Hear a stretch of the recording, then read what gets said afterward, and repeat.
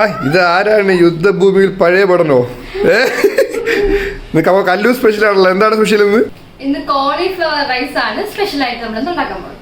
ആദ്യം തന്നെ നമ്മുടെ കോളിഫ്ലവർ മഞ്ഞപ്പൊടി ഉപ്പിട്ട് വേവിച്ച് വെച്ചതിന് ശേഷം അതിലോട്ട് കുറച്ച് മുളക് പൊടിയും ചിക്കൻ മസാല, ഇഞ്ചി വെളുത്തുള്ളി പേസ്റ്റ്, കുറച്ച് മല്ലിപ്പൊടിയിലുള്ള മൈദാപ്പൊടി, കുറച്ച് കോൺഫ്ലവർ പൊടിയും കൂടിയിട്ട് നല്ലതുപോലെ തിരുമ്മി ഒരമണിക്കൂർ വെച്ചേക്കണം. അതിനുശേഷം നമ്മൾ തിളച്ചെണ്ണയിലേക്ക് നമ്മൾ തിരക്കി വെച്ചേക്കുന്ന കോളിഫ്ലവർ എല്ലാം കൂടിയിട്ട് നല്ലതുപോലെ വറുത്ത് കോരണേ. അങ്ങനെ ഞാൻ എല്ലാം ഇതുപോലെ വറുത്ത് കോരിയെടുത്തിട്ടുണ്ട്.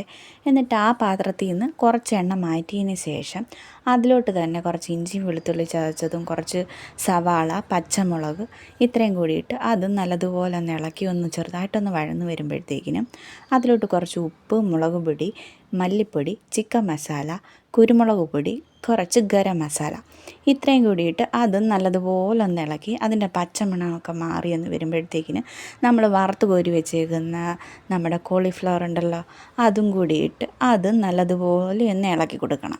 അപ്പോഴത്തേക്കിനും നമ്മുടെ കറി ഇവിടെ റെഡി ആവുകയാണ് കേട്ടോ.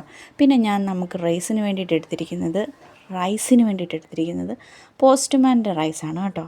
അത് നല്ലപോലെ വേവിച്ച് നമ്മുടെ കറിയുടെ മുകളിലോട്ട് ഇങ്ങനെ ഇട്ട് കൊടുത്തതിന് ശേഷം അതിലോട്ട് കുറച്ച് നെയ്യും കൂടി ഇട്ട് ഇളക്കി മല്ലിയിലയും കൂടിയിട്ട് ഇളക്കി കഴിഞ്ഞാൽ നമ്മുടെ റൈസ് ഇവിടെ റെഡിയാവും കേട്ടോ.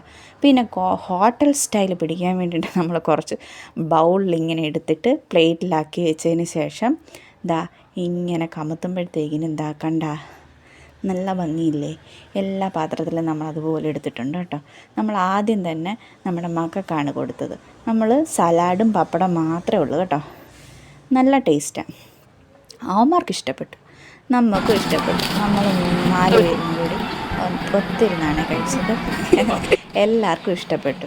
ചിക്കൻ കറിയോ മട്ടൻ കറിയോ ഒരു കറിയും വേണ്ട, ഇത് മാത്രം മതി. കുറച്ച് സലാഡും പപ്പടവും നല്ല സൂപ്പർ ടേസ്റ്റാണ് കേട്ടോ. എല്ലാവരും ഉണ്ടാക്കി നോക്കണേ.